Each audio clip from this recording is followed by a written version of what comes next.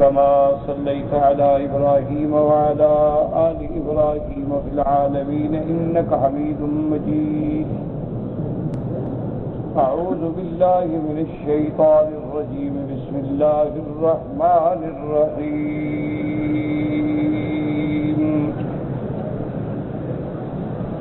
يا أيها الذين آمنوا لا تدخلوا بيوتا غير بيوتكم حتى تستأنسوا وتسلموا على أهلها ذلكم خير لكم لعلكم تذكرون. فإن لم تجدوا فيها أحدا فلا تدخلوها حتى يؤذن لكم، وإن قيل لكم ارجعوا فارجعوا هو أزكى لكم، والله بما تعملون عليم. ليس عليكم جناح أن تدخلوا بيوتا غير مسكونة فيها متاع لكم، والله يعلم ما تبدون وما تكتمون. سورۃ النور، جیسا کہ الحمدللہ ہم نے اس کی ابتدائی آیات کی تلاوت کی ہے، اس صورت میں زیادہ تر احکام جو ہیں وہ عورتوں کے متعلق ہیں. اسی لیے اسلاف صالحین فرماتے تھے کہ سورۃ النور جو ہے اپنے گھر میں اپنے بچیوں کو، گھر والوں کو پڑھایا کریں، سنایا کریں، سمجھایا کریں، کیونکہ اسلام ایک ایسا جامع دین ہے کہ جس نے تمام مسائل پر، چاہے ان کا تعلق اعتقادات سے ہو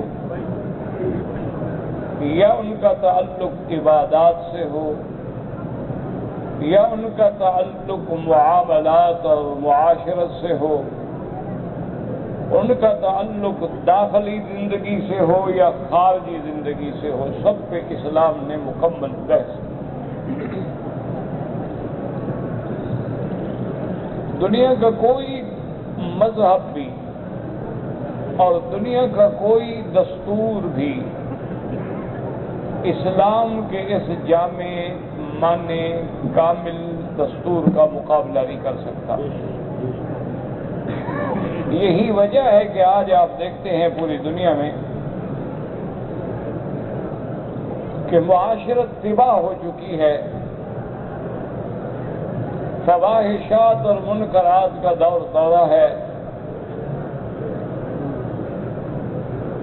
انسانی آزادی کے نام پر لوگوں نے انسانوں کو حیوان بنا دیا ہے،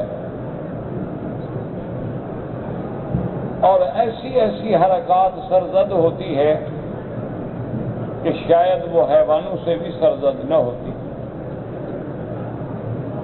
لیکن اسلام ایک ایسا جامع دین ہے اور اللہ کا بنایا ہوا آئین ہے، اللہ کی اتاری ہوئی کتاب ہے کہ اس نے کسی چیز کو ایسے مبہم یا مہمل یا مجمل نہیں چھوڑا. تو سب سے پہلے اللہ تبارک و تعالی نے سورۃ النور میں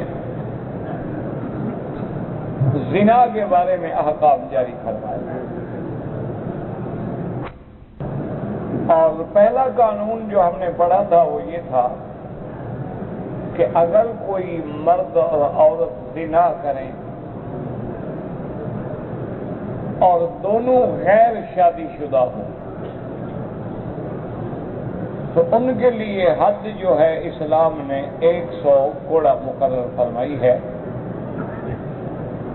کہ مرد کو بھی اور عورت کو بھی 100 کوڑے لگائے جائیں گے۔ کافر تو خیر ہمیشہ دشمن ہے اور دشمن کو حق پہنچتا ہے کہ وہ اعتراض کرے، لیکن ہماری بدقسمتی یہ ہے کہ بعض مسلمان بھی اور خصوصاً ہمارا جدید تعلیم یافتہ طبقہ بھی انگریزی لٹریچر سے اتنا متاثر ہو جاتا ہے کہ وہ بھی اللہ کے ان حدود پہ اعتراض کرتے ہیں کہ جی ایک مرد اور عورت کو 100 کوڑا مارا جائے، اور اگر دونوں شادی شدہ ہوں تو پھر ان کو رجم کر دیا جائے۔ رجم کا معنی یہ ہوتا ہے کہ انہیں پتھر مار مار کے دونوں کو مار دیا۔ تو آج ہمارا جدید تعلیم یافتہ طبقہ، کیونکہ ان کی تعلیم جو ہے اتفاق سے نرسری سے لے کر یونیورسٹی تک انگریزی تعلیم ہوتی ہے، انگریزی نصاب ہوتے ہیں، انگریزی کتابیں ہوتی ہیں، انگریزی لٹریچر ہوتا ہے، لکھنے والے بھی اسی قسم کے لوگ ہوتے ہیں، تو وہ ان چیزوں کو بڑا دہشت ناک بنا کے پیش کرتے ہیں کہ جی یہ تو بڑی وحشیانہ سزائیں ہیں اور یہ تو بڑی سخت سزائیں ہیں، یہ اس دور کے لیے شاید موافق ہوں گی کہ وہ دور جو ہے جاہلیت کا دور تھا، اس میں علم اتنا عام نہیں تھا، لوگ بڑے سرکش تھے، ان کو قانون سخت سے دبایا جا سکتا تھا، لیکن اب تو معاشرہ پڑھا لکھا تعلیم یافتہ، تو ایسی باتیں دراصل اس لیے کی جاتی ہیں کہ ان کو اللہ کے قرآن پہ یا اللہ کے رسول پہ ایمان ہی کامل نہیں ہوتا۔ جس مسلمان کا اللہ پہ، اللہ کی کتاب پہ، اللہ کے رسول پہ کامل ایمان ہے، وہ تو ان بحثوں میں پڑتا ہی نہیں، اس کے لیے تو اتنا کافی ہے کہ میرے خدا کا حکم، اس کے لیے تو اتنا کافی ہے کہ میرے رسول پاک کا حکم۔ آج آپ کے سامنے تاریخ ہے، آپ دیکھ لیں کہ کیسے کیسے لوگ حاکم بنتے ہیں اور وہ اپنے مخالفین کے خلاف کس قسم کی سزائیں تجویز کرتے ہیں، ان کو کوئی وحشی نہیں کہتا۔ یعنی اس دور میں اپنے دشمنوں کو، اپنے مخالفین کو پکڑنے کے بعد ان سے جو سلوک کیا جاتا ہے وہ کوئی حیوان بھی تصور نہیں کر سکتا، لیکن ان پہ کوئی اعتراض کرنے والا نہیں ہے۔ اپنے مخالفین کو دبانے کے لیے کتنے کوڑے مارے جاتے ہیں، کیسے ان کو عریاں کیا جاتا ہے، کیسے ان کی عزت نفس کو مجروح کیا جاتا ہے، کیسے ان کو پہروں الٹا لٹکایا جاتا ہے، کیسے ان کو کئی کئی راتیں ہتھکڑیاں ڈال کے سلاخوں کے ساتھ باندھ کے مار مار کے جگایا جاتا ہے، ان کو برف کی سروں پہ لٹایا جاتا ہے، ان کو بجلی کے کرنٹ دیے جاتے ہیں، ان کے بدن میں ڈرل لگا کے سوراخ کیے جاتے ہیں، ان پہ کوئی نہیں بولتا۔ اگر ان کو نظر آتا ہے تو صرف اسلام کا قانون بڑا وحشیانہ نظر آتا ہے۔ تو اس لیے ہمیشہ اب دیکھیں نا، مثلا آج بھی بڑی بڑی جو دنیا کی NGOs ہیں، ابھی انشاءاللہ اشہر حج کے مہینے شروع ہو گئے، حج اللہ پاک سب کو نصیب فرمائے اور باعث خیر بنائیں، باعث رحمت بنائیں، امت کی اصلاح کا ذریعہ بنائیں، عالم اسلام کے لیے یہ مہینے خدا کرے کہ مبارک بن جائیں اور اللہ اپنے عذاب اٹھا لیں۔ ان کو اگر اعتراض ہے تو صرف اس بات پہ اعتراض ہے کہ دیکھو جی 20 لاکھ یا 30 لاکھ آدمی جو ہے وہ حج کرے گا، ان میں چلو آپ لگائیں 10 لاکھ آدمی بھی قربانی یا بکری حج کی دے گا، دیکھو جی کتنا پیسوں کو ضائع کرنے والی بات۔ ان کو ہمارے پیسوں کا بڑا درد ہے، ہم تباہ ہو جائیں، ہم زلزلوں میں ڈوب جائیں، ہمارے مکان بیٹھ جائیں، ہمارے بچے تڑپتے ہوئے ملبے میں دب جائیں، ہماری نسلیں یتیم ہو جائیں، وہاں تو امداد دینے کے لیے ان کے پاس کچھ نہیں۔ لیکن مسلمانوں کے پیسے کا کتنا درد ہے، دیکھو جی 10 لاکھ بکری اور 300 ریال 400 ریال اور 250 ریال میں لے، اتنا بڑا پیسہ دیکھو جی مسلمان جاہل ہیں ضائع کر دے۔ حالانکہ کیا ہی اچھا ہوتا کہ وہ یہ پیسے جو ہے غریبوں کو دگا دیتے، کسی یتیم خانے میں دے دیتے، کسی فلاحی ادارے میں دے دیتے، جانور ذبح کرو پھینک دو، پتہ نہیں کوئی اٹھائے گا نہیں اٹھائے گا۔ ان کو ان پیسوں کا بڑا درد ہے، بہت بڑی تکلیف ہے۔ ابھی لوگ مثلا عمرے پہ آئے، اب دیکھا ہے الحمدللہ 27 کی رات میں ختم میں 20-25 لاکھ آدمی کا اجتماع ہوگا، تو دیکھو جی بے وقوف لوگ ہیں، کیا ضرورت ہے بھلا جانے کی؟ ان کے اسلام نے بھی ان پہ عمرہ فرض نہیں کیا ہے، اور پھر جگہ نہیں ملتی ہے، سڑکوں پہ پڑے ہیں، مٹی پہ کھڑے ہیں، ادھر جگہ ٹھیک نہیں ہے، پانی ہے، وہاں کھڑے نمازیں پڑھ رہے ہیں، کیا یہ کون سی عبادت؟ تو ان لوگوں کے دماغوں میں دراصل یہ نہیں کہ آپ سے ہمدردی ہے، وہ یہ تصور بھی نہیں کر سکتے ہیں، ان کے تو عقل میں اور دماغ میں یہ بات کبھی داخل بھی نہیں ہو سکتی ہے۔ بھئی اگر تم کرسمس منا کے کروڑوں اور اربوں ڈالر ضائع کر دیتے ہو، اس پہ تو اعتراض نہیں ہے، اور مسلمان نے عمرہ کیا ہے تو اعتراض ہے۔ تم روزانہ کا پورے عالم کا اگر حساب لگا لو کہ صرف سگریٹ پینے پہ ایک دن میں کتنا خرچ ہوتا ہے، تم کو ان پیسوں کے ضائع ہونے کا بھی کوئی دکھ نہیں ہے۔ صرف ایک دن میں چائے، کافی، کوکا کولا، پیپسی کولا اور چاکلیٹ پہ کتنا خرچ ہوتا ہے، اور کتنا بڑا یہ ارب ڈالر کا بزنس ہے۔ حالانکہ ان چیزوں کے نہ ہونے سے وہ بندہ نہیں مر جائے گا، جب چائے نہیں تھی تو لوگ زندہ نہیں تھے۔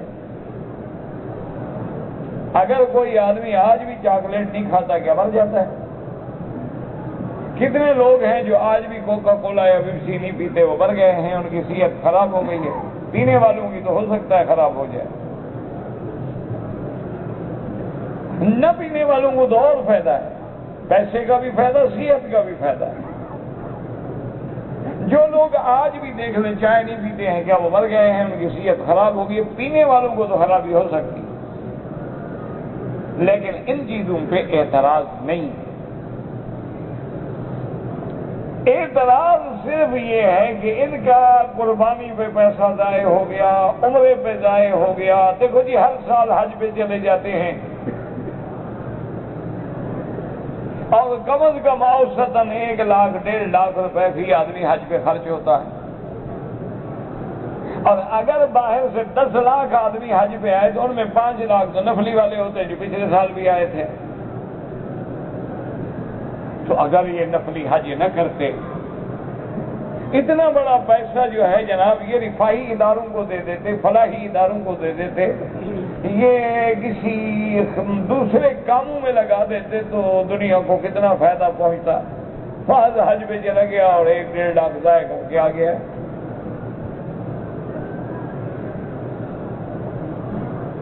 تو اس لیے بات کو سمجھیں کہ ان کو نہ تمہارے پیسے کا درد ہے، ان کو نہ تمہاری قربانیوں کا درد ہے، ان کو نہ تمہارے عمرہ کرنے کی تکلیف ہے، نہ تمہارے حج نفل پڑھنے کی تکلیف ہے۔ ان کو اصل مقصد یہ ہے کہ کسی طرح تمہیں اسلام سے دور کیا جائے اور تمہارے دماغوں میں شکوک اور شبہات ڈالے جائیں۔ کیونکہ اصول یہ ہے، ہمیشہ کے لیے اپنے دماغوں میں رکھ لیں اصول یہ ہے کہ جتنا دنیا میں باطل فرقے ہیں، باطل لوگ ہیں، باطل مذاہب ہیں، ان کے پاس کوئی دلیل نہیں ہوتی۔ ان کے پاس کیا ہوتا ہے؟ ان کے پاس توہمات ہوتے ہیں، ان کے پاس شبہات ہوتے ہیں، ان کے پاس فرضی تخیلات ہوتے ہیں، اور وہ مسلمانوں کو کسی شبہ میں ڈال دیتے ہیں۔ اور جب آدمی کے دماغ میں کوئی شبہ پڑ جاتا ہے تو پھر آدمی بھٹکنا شروع ہو جاتا ہے۔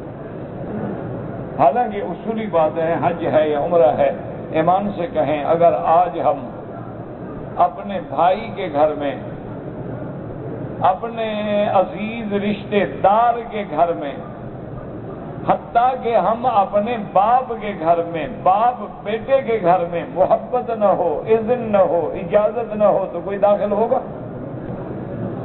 دیکھا نہیں دنیا میں بھائی ہیں ناراض ہیں، 10 سال ایک دوسرے کے گھر میں نہیں جاتے۔ دنیا میں کتنی اولادیں ہیں جو باپ کے گھر میں نہیں جاتے؟ کتنی اولادیں ہیں جن کو باپ خود منع کر دیتے ہیں کہ میرے گھر میں مت آؤ؟ کتنے خاندان ہیں میاں بیوی میں جھگڑے ہیں، 10 سال سے جدا بیٹھے ہیں، وہ ان کے گھر میں نہیں جاتی، وہ ان کے گھر میں نہیں جاتا۔ تو معلوم ہوا کہ ہم انسانوں کے گھر میں بھی بغیر اذن کے، بغیر صلح کے، بغیر محبت کے، بغیر تعلق کے داخل نہیں ہو سکتے۔ تو اللہ کے گھر میں کون آ سکتا ہے جب تک اللہ کا اذن نہ ہو؟ جب تک اللہ سے تعلق نہ ہو، جب تک اللہ سے محبت نہ ہو، اس کے گھر میں کون آ سکتا؟ یہ فلسفہ تو ان کو سمجھ ہی نہیں آتا، یہ بات تو ان کو سمجھ ہی نہیں آتی نا کہ یہاں ایک گھر بنایا جاتا ہے اور بالکل اس میں سیدھے سادے پتھروں کی ایک عمارت کھڑی کی جاتی ہے، کوئی پتھر بڑا ہے کوئی چھوٹا ہے، یعنی کوئی پتھر میں بھی ترتیب نہیں۔ پھر اس گھر کو کبھی سونے اور چاندی سے نہیں بنایا گیا، کبھی اس گھر کو زمرد اور ہیرے اور جواہرات سے نہیں سجایا گیا، ورنہ آپ دنیا میں جا کے دیکھ لیں، بڑے بڑے مندر ہیں، عیسائیوں کے ہیں، اسی طرح یہودیوں کے ہیں، اسی طرح بدھ مت کے ہیں، اسی طرح ہندوؤں کے ہیں، کہ انہوں نے ایک ایک مندر پہ پتہ نہیں کتنی کروڑ پیسہ ضائع کیا ہوا ہے۔ اور یہ تو ایسا اللہ کا گھر ہے کہ جس کے بنانے والا بھی انجینئر نہیں، جس کا نقشہ دینے والا بھی کوئی آرکیٹیکٹ نہیں، جس کی اینٹیں لگانے والا بھی ایسا معمار ہے جس نے زندگی میں کبھی دیوار ہی نہیں بنائی، جس کا مزدور ایسا ہے جس نے زندگی میں کبھی کسی کی اینٹ بھی نہیں اٹھائی۔ ان کو اللہ نے حکم دیا ہے کہ میرا گھر بناؤ، بنا دیتے، اور ان کو بھی صحیح حدود کا علم نہیں ہوتا ہے کہ طول کتنا ہو، عرض کتنا ہو، اونچا کتنا ہو۔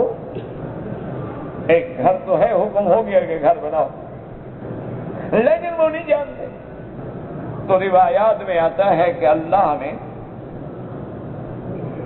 اپنے گھر کے لیے تعیین حدود کے لیے کسی بندے کو نہیں، آسمانوں سے جبریل کو بھیجا۔ اور بعض روایات میں یہ بھی ملتا ہے کہ اللہ نے فرمایا ابراہیم ہم بادل کے ذریعے سایہ کر دیتے ہیں، جو سایہ ہے وہ میرے گھر کے حدود ہے۔ کبھی بادلوں سے بھی پیمائشیں کی جاتی ہیں، اور جب گھر بن جاتا ہے اور اندازہ کر سکتے ہیں کہ جس نے کبھی دیوار نہ بنائی ہو کیسے بنایا ہوگا۔ جس آدمی نے، آپ نے کبھی دیوار نہیں بنائی، آپ کے گھر کی دیوار گر جائے ذرا بنا کے دیکھیں نا، انشاءاللہ بننے سے پہلے گر جائے گی، یا ٹیڑھی ہوگی یا سیدھی نہیں ہوگی یا بنیاد صحیح نہیں ہوگی، کیونکہ جس کا کام وہ جانتا ہے نا۔ ابراہیم علیہ السلام کو درخان تھے، نجار تھے، وہ اللہ کا پیغمبر ہے۔ اسماعیل علیہ السلام اللہ کے نبی ہیں۔ اب جب ذرا اونچا ہو گئی، دیوار اونچی ہو گئی، تو اب جناب اونچے کہاں سے لے جائیں، اب کہاں سے لے آئیں اتنا میٹیریل کے پہلے اس کے باہر وہ ڈھانچہ بنائیں، اس پہ کھڑے ہوں اور اٹھا کے لے آئیں، اور اتنے بڑے بھاری پتھر۔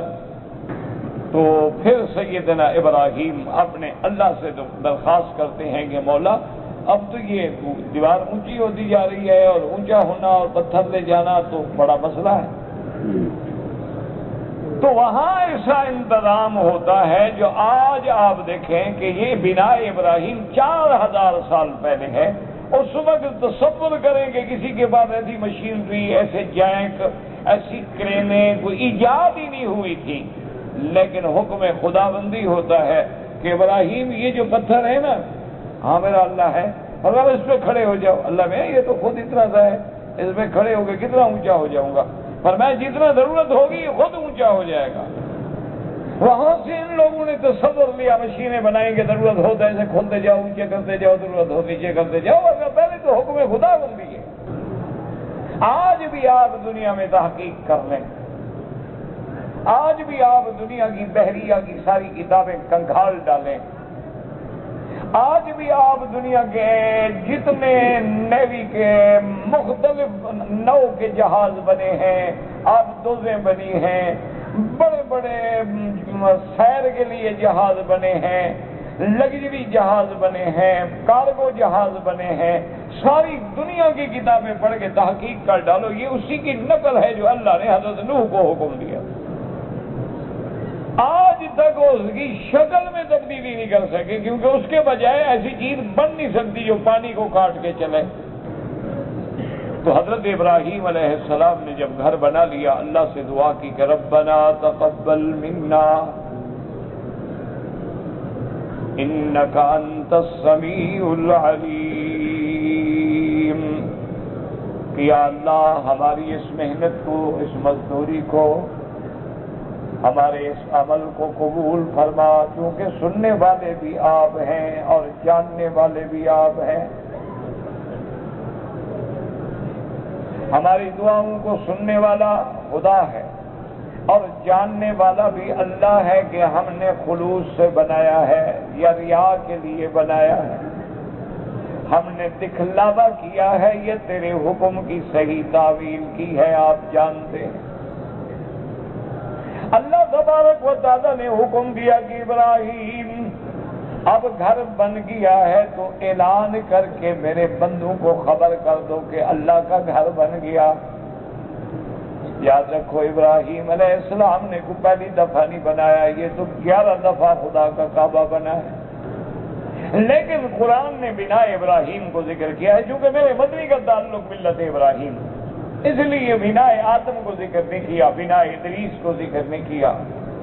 اس سے پہلے جتنی بنا ہیں ان کا ذکر نہیں کیا، صرف بنا ابراہیم کا ذکر کیا. وَإِذْ يَرْفَعُ إِبْرَاهِيمُ الْقَوَاعِدَ مِنَ الْبَيْتِ وَإِسْمَاعِيلُ. اللہ جانتے تھے کہ محمد مدنی آخری پیغمبر کا تعلق جو ہے وہ ولد ابراہیم سے ہے، ملت ابراہیم سے ہے، لہذا پہلی باتوں کے ذکر کرنے کا فائدہ نہیں. تو اللہ نے حکم دیا کہ ابراہیم الخلیل علیہ السلام میرا گھر بن گیا ہے تو میرے بندوں کو خبر تو کرو نا. اب آپ اندازہ کریں، ابراہیم کے پاس کوئی اخبار نہیں، کوئی میڈیا نہیں، اس زمانے میں کوئی ٹی وی نہیں، کوئی ڈش نہیں، کوئی انٹرنیٹ نہیں، کچھ نہیں. اور پھر جس جگہ گھر بنایا ہے وہاں کوئی آبادی نہیں،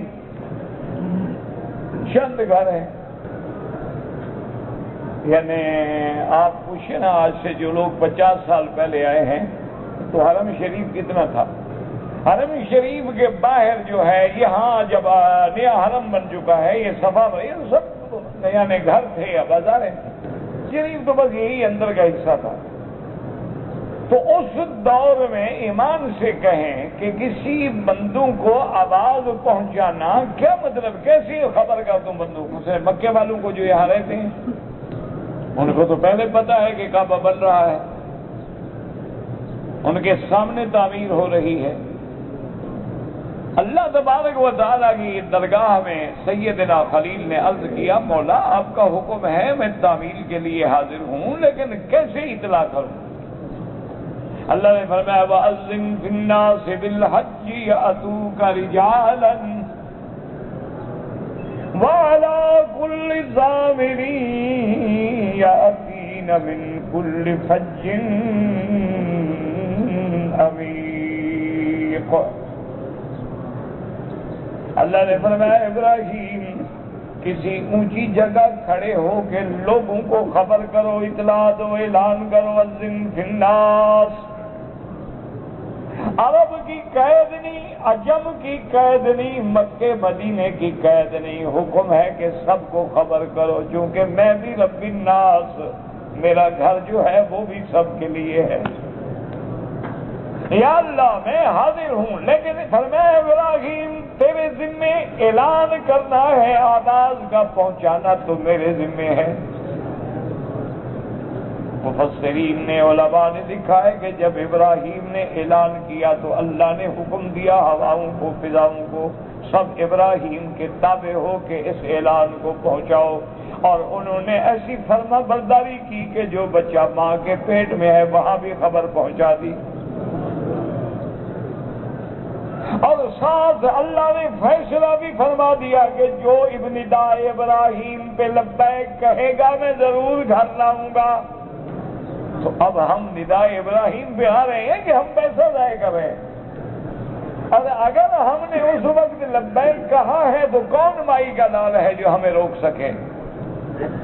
اللہ تبارک و تعالیٰ نے جو حکم دیا ہے، حضرت ابراہیم علیہ السلام کو جب حکم دیا تو قربانی جو ہم کرتے ہیں وہ تو سنت ابراہیم ہے۔ باقی یہ تو اسلام نہیں کہتا قربانی کر کے ضائع کر دو، یہ تو ہماری کوتاہی ہے نا کہ ہم اپنے گوشت کو صحیح معنوں میں تقسیم نہ کر سکیں۔ اب الحمدللہ اس حکومت کو اللہ جزائے خیر دے، انتظام کر دیا ہے ماشاءاللہ۔ اب تو تقریباً کوئی 10% یا 15% گوشت ضائع ہوتا ہو، وہ بھی وہ جو غلط جگہ پہ لوگ جا کے قربانیاں کر دیتے ہیں، ورنہ الحمدللہ سب گوشت محفوظ ہوتا ہے، پوری دنیا میں غریبوں کو بھیجا جاتا ہے۔ تو اس لیے یہ ساری تمہید باندھنے کا مقصد میرا یہ تھا کہ جب یہ اسلام کے فلسفے کو سمجھتے نہیں ہیں، جب اللہ کے قرآن کو پڑھتے نہیں ہیں، تو پھر اعتراض کرنے کا کسی کو کیا حق ہے؟ اب یاد رکھیں حج کی بکری کے بغیر اگر تم 10,000 ریال بھی خیرات کر دو تو وہ بکری ادا نہیں ہوگی۔ اسی طرح جو قربانی کی بکری ہے جو ہر ملک میں مسلمان کرتا ہے، اگر اس کے بجائے تم 2,000 کے بجائے 20,000 خیرات کر دو تو قربانی ادا نہیں ہوگی، بلکہ میرے مدنی سرکار دو عالم رحمت دو عالم سیدنا محمد مصطفیٰ صلی اللہ علیہ وسلم نے فرمایا کہ اگر کوئی بندہ عید کی نماز سے پہلے بکری ذبح کر دے، فرمایا یہ تمہارے گھر والوں کے لیے گوشت تو ہے لیکن قربانی ادا نہیں ہوئی۔ اس کا تو وقت ہے، ہم تو وقت بھی آگے پیچھے نہیں کر سکتے۔ ہاں اگر کچھ لوگ دیہات میں ہیں جہاں عید نماز نہیں ہوتی ہے تو وہ بھی عید نماز کے وقت کا انتظار کریں گے، یہ نہیں کہ صبح کی نماز پڑھیں سلام پھیریں اور ذبح کر دیں، ان کو بھی انتظار کرنا ہوگا بھی اس وقت تک عید ہو جاتی ہے لہذا قربانی کر دیں۔ صرف ٹائم کا فرق پڑ جائے تو اللہ فرماتے قربانی نہیں۔ آپ نے حج کی بکری جو ہے مینا میں ذبح کرنی ہے 10 تاریخ کو، تم یہاں 7 کو یا 8 کو کہو یا مکے میں ذبح کر دیتے ہیں، گوشت تقسیم کر کے فارغ ہو جائیں، اللہ فرماتے نہیں، وقت ہی نہیں ہے۔ کوئی آدمی اپنے خدا بندی کے مطابق اس وقت کے بھی پابند ہیں۔ اگر کوئی آدمی سارا دن روزہ رکھے لیکن سورج غروب ہونے سے 1 منٹ پہلے پانی پی لے تو روزہ نہیں ہوگا۔ تو کھانے میں بھی، پینے میں بھی، روزے میں بھی، نماز میں بھی، قربانی میں بھی، حج میں بھی، عمرے میں بھی اس کے حکم کے پابند ہیں۔ جب تک اس کی ذات پہ ایمان نہ ہو تمہیں ہر بات میں اعتراض نظر آئے، اور جس دن تمہارا خدا کے ساتھ ایمان مکمل ہو گیا سارے اعتراض ختم۔ یاد رکھیں ہمیشہ کہ اسلام کے قانون میں اور دنیا کے قانون میں ایک فرق ہے۔ ایک قانون بندے بناتے ہیں اور ایک خدا کا بنایا ہوا۔ پہلے تو اپنے عقیدے اور ایمان درست کرو کہ جتنے حدود ہیں، قوانین ہیں، نظام ہے، یہ سب حکم خدا بندی ہے، یہ تو اللہ کے نبی نے خود بھی نہیں بنایا۔ تو جو خالق کا قانون ہے، خالق جس نے ہمیں پیدا کیا ہے، وہ ہماری ذات کو، نفسیات کو، خواہشات کو، ہمارے جذبات کو، ہر چیز کو جانتے ہیں۔ انسانوں کا قانون جو ہے، یاد رکھو، وہ جرائم کو پیدا کرتا ہے، جرائم کو ختم نہیں کرتا۔ آج بھی انگریزی قانون میں اگر کوئی عورت خدا نہ کرے اپنے ماں باپ کے گھر سے نکل جائے، وہ زانی کے ساتھ ہے، زنا ہو رہا ہے، وہ کہتے میں اپنی منشے سے گئی ہوں، قانون ختم، کوئی مقدمہ نہیں، کوئی جرم نہیں۔ تو ایمان سے کہیں جرائم پیدا ہوں گے یا ختم ہوں گے اس سے؟ اور اگر بفرض محال بڑی مشکلوں کے ساتھ ایک آدمی نے مثلا کسی کا 1,00,000 روپیہ چرا لیا، 10 لاکھ چرا لیے، پہلے تو پکڑا نہیں جائے گا، اگر پکڑا بھی گیا ثابت نہیں ہوگا۔ چلو ثابت بھی ہو جائے، اس کو 2 سال کی قید بھی ہو جائے، تو 2 سال تک وہ گورنمنٹ اسٹڈی میں رہے گا، جیل میں رہے گا، پکے مکانوں میں رہے گا، کھانا پینا اٹھنا سونا سب گورنمنٹ کی ذمہ داری۔ 2 سال کے بعد باہر نکلے گا، وہ پھر کیوں نہ چوری کرے؟ 2 سال میں تو 1,00,000 نہیں کما سکتا، 10 لاکھ کمایا ہے اس نے۔ تو جتنے دنیا میں انسانی قوانین ہیں، یاد رکھو، وہ جرائم کو پیدا تو کرتے ہیں لیکن جرائم کو ختم نہیں کرتے۔ اسی لیے آپ دیکھیں کہ کتنی تھانے بنتے ہیں، کتنی پولیس کے مختلف ایجنسیاں بنتی ہیں، کتنے افسران تفتیش کرتے ہیں، محنتیں ہوتی ہیں، مجرم پکڑے جاتے ہیں، چالان ہوتے ہیں، جیلوں میں جاتے ہیں۔ ایمان سے کہیں، کیا چوری رک گئی؟ کیا ڈکیتی رک گئی؟ کیا قتل رک گیا؟ کیا لوگوں سے زبردستی گاڑیاں چھیننا رک گیا؟ زبردستی لوگوں کی لڑکیوں کو اٹھا کے لے جانا رک گیا؟ تو آخر یہ قانون اثر انداز کیوں نہیں ہو رہا؟ اور اس کے مقابلے میں آپ تاریخ اٹھا کے دیکھ لیں، یہ تو افسوس ہے، ہماری بدقسمتی ہے کہ دشمنوں نے اسلام کی تاریخ کو مسخ کر دیا ہے، مٹا دیا ہے۔ مسلمان خواب غفلت میں ڈوبا ہوا ہے، ورنہ آج بھی آپ تاریخ اسلام اٹھا کے دیکھیں کہ جب آمنہ کے لال نے، رحمت دو عالم نے اللہ کے قوانین کو نافذ فرمایا تھا، تو اس کے نافذ فرمانے سے پہلے فرمایا تھا کہ ایسا وقت آ جائے گا کہ مدینہ سے، مکہ سے صنعا یعنی یمن تک کوئی عورت اکیلے زیوروں سے لدی ہوئی سفر کرے گی لیکن اسے کوئی چھیڑے گا نہیں۔ چھیننا تو بڑی بات ہے، بے عزتی تو بڑی بات ہے، کوئی اس کو چھیڑے گا بھی نہیں۔ اور جب حضور رحمت دو عالم نے اپنی زندگی میں اور آپ کے بعد خلفاء راشدین نے سرکار دو عالم کے قوانین اسلامی اور قوانین الہی کو نافذ کیا ہے، لوگ کہہ سکتے ہیں جی حضور کے زمانے میں تو آبادی بہت تھوڑی تھی، چند ہزار لوگ تھے، کنٹرول ہو جاتے تھے، تو یہ بھی جھوٹ ہے، یہ بات کہنا بھی جھوٹ ہے۔ تقریباً سیدنا عثمان رضی اللہ تعالی عنہ کے دور میں 20 لاکھ مربع میل پہ اسلام پھیل چکا تھا، اور سیدنا معاویہ رضی اللہ تعالی عنہ کے دور میں تقریباً 70 لاکھ مربع میل پہ اکیلے حضرت نے 19 سال تک نظام اسلام نافذ کیا۔ بحر و بر پہ آپ نے اسلام کے جھنڈے گاڑ دیے ہیں۔ سوچ سکتے ہیں آپ کہ کہاں چین ہے، کہاں اسپانیہ ہے، کہاں کیسر و کسرا کی قوتیں ہیں، کہاں ماوراء نہر کا علاقہ ہے، کہاں ایشیا ہے، ہر جگہ اسلام کا جھنڈا پہنچا، اور جہاں جہاں گیا امن ہو گیا، جان مال محفوظ ہو گئی۔ وجہ کیا ہے کہ اللہ کا قانون نافذ کر دیا گیا، بات کچھ بھی نہیں تھی۔ اور تو قانون اسلام میں، قانون الہی میں یہ فیض ہے، یہ برکت ہے کہ وہ جرم کو ختم کرتا ہے۔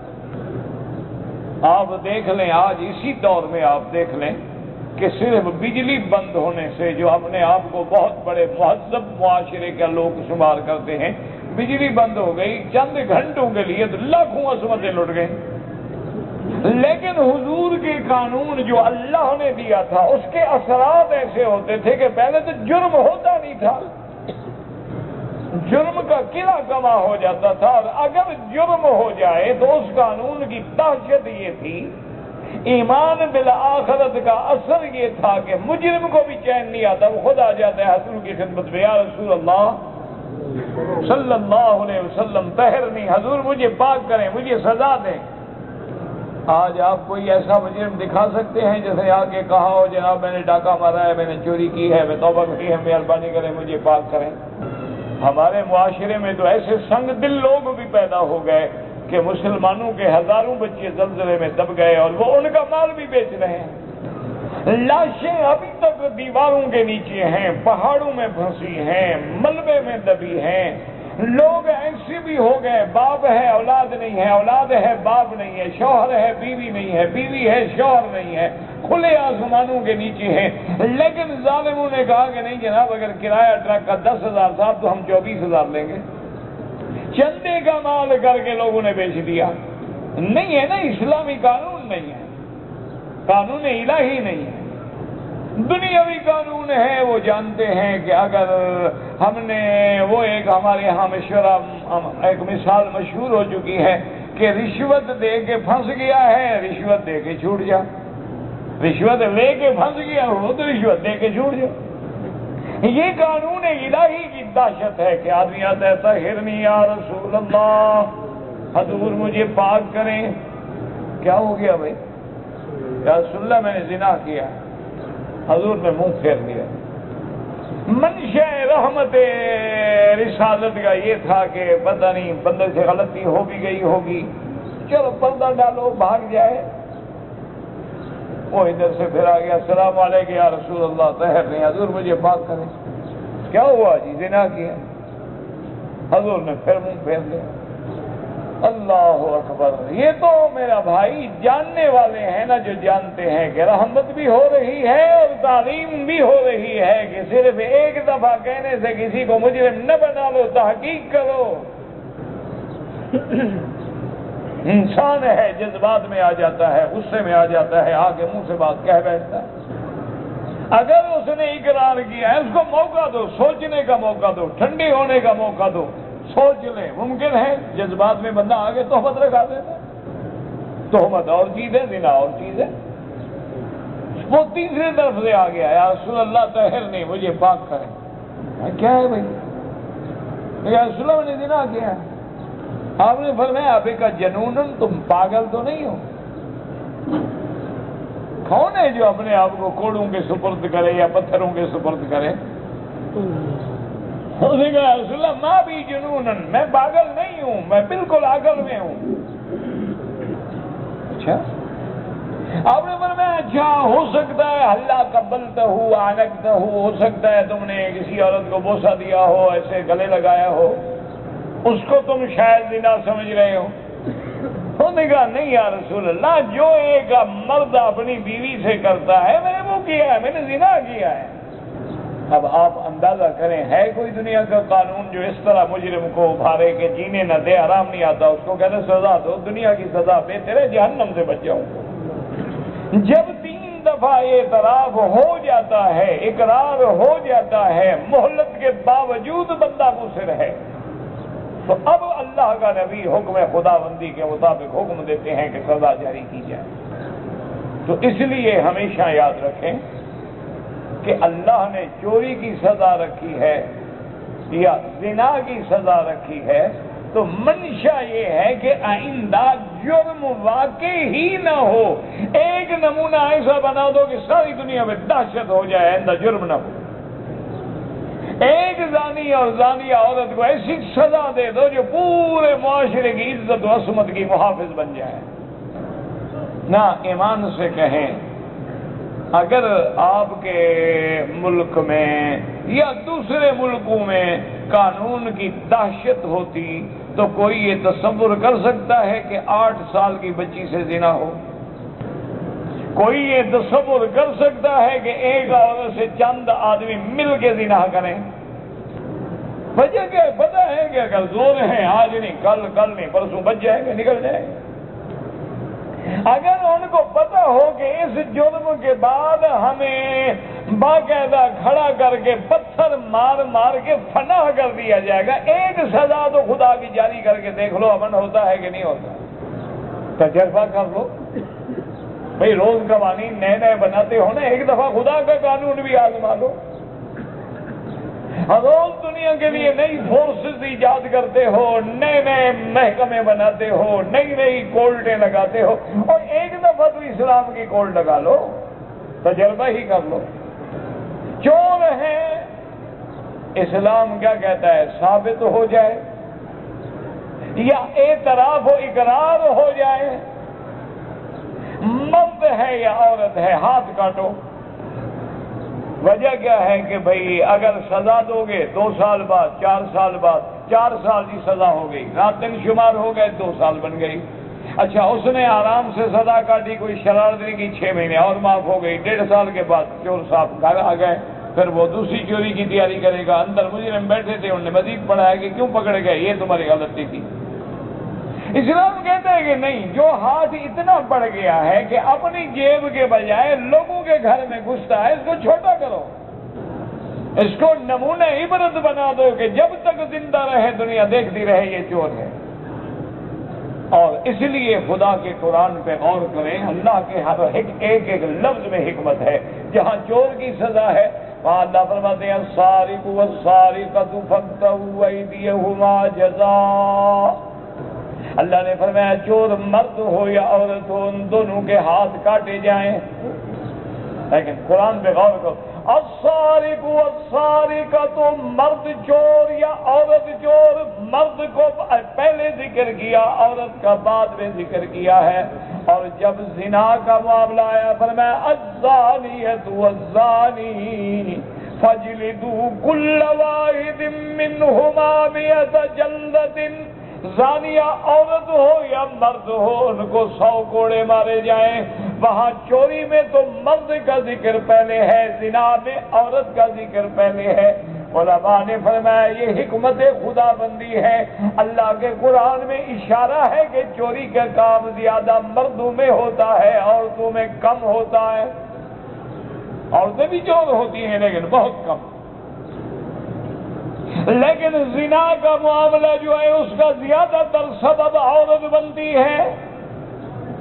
جب وہ عریاں ہو کر، جب وہ بے حیائی کی آخری منزلوں کو چھوتے ہوئے اپنے بدن کی نمائش کرے گی تو پھر جس قسم کے جرائم تو ہوں گے۔ اس لیے اللہ نے وہاں مرد کا ذکر مقدم کیا، یہاں عورت کا مقدم کیا کہ زنا کے معاملے میں یعنی اکثریت جو ہے اس میں تب ہوتی ہے جب تحریک عورت کی طرف سے ہوتی ہے، وہ تحریک زبانی ہو، کلامی ہو، لباس کے ذریعے ہو، بے حیائی کے ذریعے ہو۔ ہاں کبھی کبھی کوئی معصوم عورت جو ہے وہ ظلمن بھی بیچاری شکار ہو جاتی۔ تو اس لیے ہمیشہ یاد رکھیں کہ قوانین الہی جو ہے، اللہ کا قانون جو ہے، اللہ کے قوانین جو ہیں وہ عین انسانوں کی فلاح و بہبود کے لیے ہیں، اور ایسے قانون ہیں کہ اگر ان کو نافذ کر دیا جائے تو ان کی ظاہری بھی برکتیں ہیں اور باطنی بھی برکتیں۔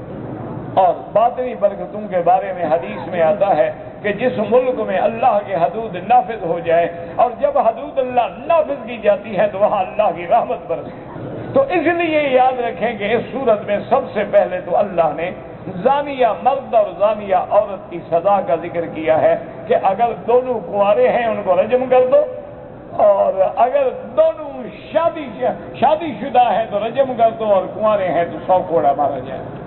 جب سزا اتنی بڑی سخت ہے تو اللہ نے ثبوت اور زیادہ سخت کر دیا ہے تاکہ لوگ کھیلتے تو نہ رہیں نا، ایک دوسرے کو پتھر تو نہ مرواتے رہیں۔ اس لیے اس کو ثابت کرنے کے لیے بھی اگر تیرے کروڑوں چوری ہو جائے تو 2 گواہ کافی ہیں، لیکن عورت کا معاملہ ہے، زنا کا معاملہ ہے، 2 گواہوں کی نہیں بلکہ 4 گواہوں کی ضرورت ہے، تاکہ یہ تصور بھی باقی نہ رہے کہ 4 بندے مل کے نعوذ باللہ آگے جھوٹی گواہی دیں گے۔ ایک نعوذ باللہ غلطی کرے گا، 2 کریں گے، 3 کریں گے، یہ تو نہیں ناممکن ہے کہ 4 کے 4 نعوذ باللہ میں ایمان ہو جائے۔ اور پھر وہ گواہی ایسی بھی نہیں ہو کہ ہم نے جی دیکھا تھا اور یہ مرد عورت ایک مکان سے اکٹھے نکل رہے تھے اور کوئی بندہ نہیں تھا، یا ہم نے ان کو اچھے لباس میں نہیں دیکھا۔ نہیں، اسلام کہتے نہیں، گواہی ہو تو پھر عینی شہادت ہو، بالکل وقوع اپنی آنکھوں سے دیکھا ہو، تاکہ پہلے ثابت کرنا مشکل ہو جائے، اور ثابت ہو جائے تو پھر عبرت کا نمونہ بنا دو تاکہ دنیا اس سے دہشت میں آ جائے، آئندہ جرم نہ ہو۔ اچھا، اگر یہ نہ ہو تو یہ نہیں ہے کہ اسلام کہتا ہے کہ اگر زنا نہیں ہوا ہے، غیر مرد ہے، غیر محرم عورت ہے، مرد ہے، بیٹھے ہیں رات کو کٹھے ایک کمرے میں، ان کو تعزیر ہوگی، قاضی حالات کے مطابق سزا دے گا، چاہے تو بیت مارے چاہے تو جیل بھیجے۔ اور رجم کا جو حکم ہے وہ اللہ کے حکم میں بھی ہے اور فرمان رسول میں بھی ہے کہ حضور صلی اللہ علیہ وسلم نے خود حکم دیا ہے رجم کا، اور یہ ہمارا ایمان ہے کہ اللہ کا نبی اپنی طرف سے حکم نہیں دیتے، وہ جو بھی حکم ہوتا ہے حکم خداوندی ہو۔ تو پہلے سورۃ نور میں اس کا ذکر کیا گیا جو ہم نے الحمدللہ پڑھا۔ پھر اللہ تبارک و تعالیٰ نے انسانوں کی طبیعت کے بارے میں بھی ذکر کر دیا کہ الزانی لا ينکح الا زانیۃ، کہ زانی قسم کے مرد جو ہیں وہ زانی عورت کو پسند کرتے ہیں، اور زانی عورتیں جو ہیں وہ بھی زانی کو پسند کرتی ہیں، لیکن اسلام نے کہا تم ایسی عورتوں سے شادی نہ کرو۔ ان تمام احکامات کے بعد پھر حکم آیا تھا قذف کے بارے میں،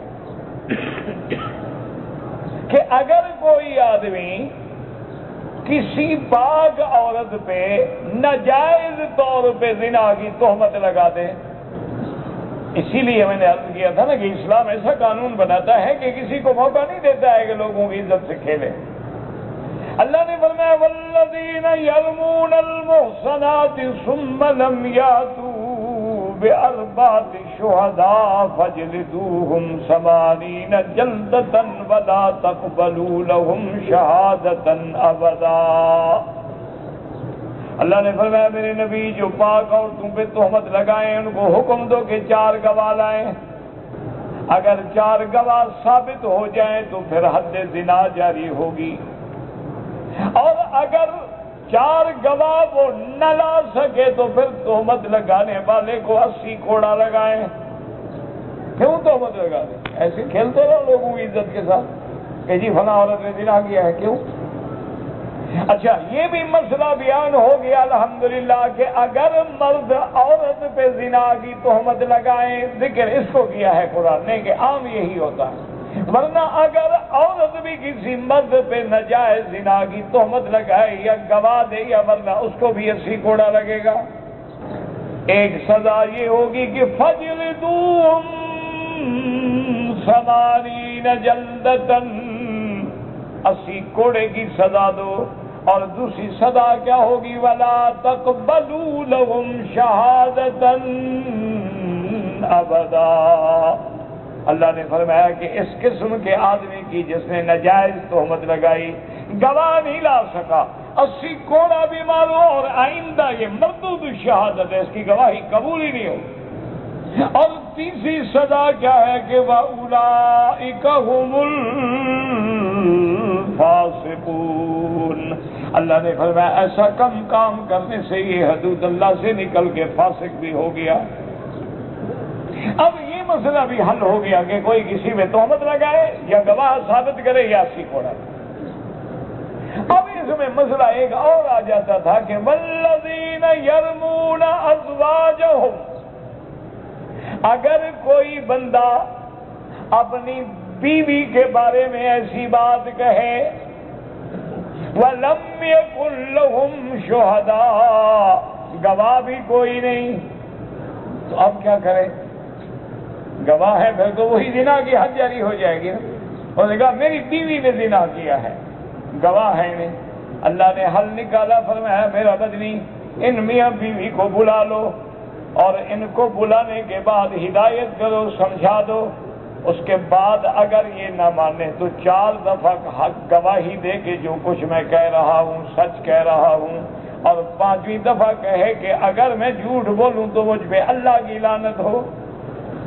اگر مرد نے یہ کہہ دیا، اب مرد وہ جھوٹی گواہی کی وجہ سے 80 کوڑے سے بچ گیا، اب عورت سے پوچھو، اگر وہ بھی کہتی ہے کہ میں نے زنا نہیں کیا، میرا خاوند جھوٹ بولتا ہے، وہ بھی 4 دفعہ قسم کھائے اور 5ویں دفعہ کہے کہ اگر میں جھوٹی ہوں تو مجھ پہ اللہ کا غضب ہو، تو میاں بیوی کے درمیان میں بھی ایسا واقعہ ہو جائے تو اللہ نے قانون بنا کے اس کو بھی حل کر دیا، زندگی باقی انشاءاللہ تو بات باقی۔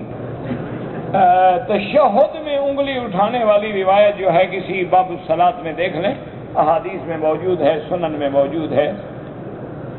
اب میرے دماغ میں یاد نہیں کہ راوی کون ہے، اس لیے آپ ایسا کریں کہ کتاب الصلاۃ کسی بھی سنن کی، ترمذی کی، نسائی کی، ابن ماجہ کی اٹھا کے دیکھ لیں تو انشاءاللہ وہاں مل جائے گا۔ کہتے ہیں جی کہ میری والدہ 15 رمضان کو عمرے کے لیے پاکستان سے آئی تھی، اب وہ جانے والی ہیں، جانے سے پہلے اور عمرہ کرنا چاہتے ہیں شوال میں، کوئی منع نہیں، یہ لوگ مسئلہ سمجھتے نہیں۔ مسئلہ یہ ہے کہ جس بندے نے حج کرنا ہے وہ مستقل مکے میں رہنے والا ہے، تو احناف کے نزدیک ان کے لیے افضل ہے کہ ان مہینوں میں عمرہ نہ کرے، حج مفرد کرے۔ اگر عمرہ کرے گا تو حج تمتع ہو جائے گا اور منع تو کوئی بھی نہیں۔ یہ غلط بات ہے کہ ایک آدمی نے اگر شوال میں عمرہ کر لیا ہے تو حج فرض ہو جائے گا، جب قانون اس کو اجازت نہیں دیتا رہنے کی تو فرض کیسے ہو جائے گا؟ اس کے بس میں نہیں ہے، اس وجہ سے اس کو عمرے سے روک دیا جائے، تو یہ کون سی عقل مندی ہے؟ اچھا، یا ایک آدمی ہے شوال میں عمرہ کرنا چاہتا ہے لیکن اس کا حج کا ارادہ ہی نہیں، بالکل عمرہ کرے، چاہے وہ کہیں بھی رہتا ہو، کہتا جی میں تو عمرے کے لیے آیا تھا، میرے پاس موقع ہے، میں عمرہ کر لوں، میں جا رہا ہوں، چلا جائے، کوئی منع نہیں۔ یہ بلا وجہ لوگوں نے ایک مسئلہ بنا دیا ہے کہ اگر عمرہ کرو گے تو حج فرض ہو گیا، حج فرض ہو گیا، تو عمرہ تو تم چاہے رمضان میں بھی کر لو، تو پھر عمرہ تو تم نے کر لیا ہے۔ حج فرض ہونے کے اپنے احکام ہیں اور اس کے لیے اجازت بھی چاہیے، خرچ بھی چاہیے، قانون کے مطابق رہنا بھی چاہیے، ورنہ اگر کوئی آدمی ان مہینوں میں عمرہ کر رہا ہے، واپس جا رہا ہے، کوئی منع نہیں۔ اب جو لوگ مدینے سے آئیں گے لازمی بات ہے احرام باندھ کے آئیں گے اور 2 دن بعد انہیں چلا جانا ہے۔ ہمارے گروپ جب آتے ہیں اس میں عورتیں بھی ہوتی ہیں، اور عورتیں جو ہیں ان کے لیے پردہ مشکل ہوتا ہے، تو حج تو مشکل چیز کا نام ہے نا، مشکل نہ ہو تو پھر حج کیا ہوا؟ حج کا تو معنی یہی ہے نا کہ اس میں آپ تکلیف برداشت کریں، عورتیں بالکل پردہ کریں اگر وہ غیر محرم لوگ ہیں۔ اچھا، پھر یہ ہے کہ تکلیف کا حقیقت اگر دیکھو تو یہ بھی ایک بہانہ ہے۔ آپ ہوائی جہاز پہ آئیں گے کراچی تک تو 14 کا گروپ کٹھے ایک مکان میں نہیں رہے گا نا، کراچی سے آئیں گے تو ہر آدمی اپنے جہاز میں بیٹھے گا، اترے گا تو اپنا اپنا عمرہ کرے گا۔ اچھا، یہاں مکان ملا ہے، ٹھیک ہے، تو آپ عورتوں کو ایک الگ کرتے ہیں، مردوں کو الگ کرتے ہیں، تمہارے بس میں ہے، مشکل کیا ہے؟ مشکل تو کوئی بھی نہیں۔ اگر کرنا چاہو، نہ کرنا چاہو تو پھر بہت بڑی مشکل۔ اگر ایک آدمی نے عمرہ کرنے کے بعد بال نہیں کٹوائے اور سلے ہوئے کپڑے پہن لیے، اگر سلے ہوئے کپڑے پہننے کے فوراً بعد یاد آ گیا، اتار دیے، پھر چادریں باندھ کے بال منڈوا لیے تو کوئی جرم نہیں۔ اگر پھر بھی بال نہیں کٹائے اور کپڑے پہنے ہوئے پورا دن گزر گیا، رات گزر گئی، تو اب یہ ہے کہ وہ باقاعدہ کپڑے اتار کے احرام کٹائے اور ایک دم بھی ادا کرے کہ حالت احرام میں اس نے سلے ہوئے کپڑے ایک دن استعمال کیے۔ کہتے جی کہ اہل قریہ جو بستی والے لوگ ہیں ان کے لیے عید کی نماز ضروری ہے، یہ مسئلہ اختلافی ہے۔ امام ابو حنیفہ رحمۃ اللہ علیہ کے نزدیک تو وہاں عید کی نماز ہوتی ہے جہاں بڑا قصبہ ہو، آبادی ہو، دکانیں ہوں، بازاریں ہوں، ضرورت کی چیزیں ملتی ہوں، ہر چھوٹی بستی میں نہیں ہوتی۔ اور بعض علماء اہل حدیث فرماتے ہیں کہ ہر جگہ ہوتا ہے، تو مسئلہ اختلافی ہے، اس میں تو کوئی شک نہیں نا کہ جتنی بڑی جماعت ہوگی، جتنا بڑا اجتماع ہوگا، پھر ورنہ مسجد جامع کا کیا مطلب؟ دیکھیں نا، مسجدیں تو ہر جگہ ہیں، نماز تم گھر میں بھی جماعت سے پڑھ سکتے ہو، لیکن پھر محلے کی مسجد میں افضل ہے، محلے کی مسجد سے جامع مسجد میں افضل ہے۔ تو اسی لیے معنی یہ ہوتا ہے کہ عید ایک ہمارا اسلامی تہوار ہے، اس کے لیے بھی ایسے مقامات پہ ہو جہاں اجتماع ہو۔ اچھا جب اجتماع ہو اور ضرورت کی چیزیں نہ ملیں لوگ تو مر جائیں گے۔ باقی لفظ قریہ پہ چونکہ بحث ہے تو قریہ کبھی بستی پر بھی اطلاق ہوتا ہے اور کبھی کبھی شہر پر بھی اطلاق ہو جاتا ہے قریہ کا۔ وَاسْأَلِ الْقَرْيَةِ الَّتِي كُنَّا فِيهَا، اللہ کے پیغمبر حضرت یوسف کے قصے میں ہے کہ ان کے بھائیوں نے کہا کہ آپ بستی والوں سے